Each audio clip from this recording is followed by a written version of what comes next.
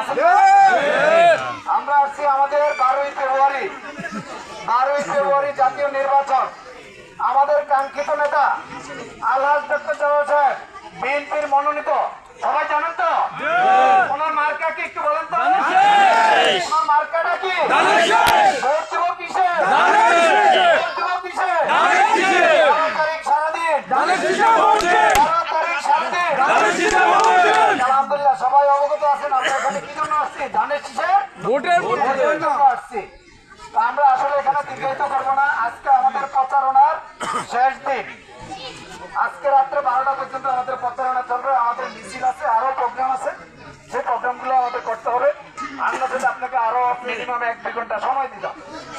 যাই হোক, অনেকে অনেক জায়গা থেকে দূর দূরান্ত থেকে আসছেন কষ্ট করে, সবাইকে সময় দেওয়া যাবে না। আর সবার নাম আমি উপস্থিতি নামগুলো একটু মেনশন করতেছি, তারা উপস্থিত আছেন।